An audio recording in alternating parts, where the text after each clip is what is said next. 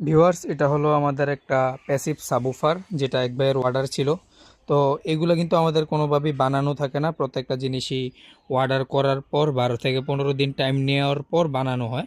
তো এটা মূলত এক ভাইয়ের অর্ডার 4.1 একটা সেট হবে। এটা প্যাসিভ সাবুফার, মূলত এটা এমপ্লিফায়ারটা বাইরে রাখবে এবং 4টা স্যাটেলাইট হবে।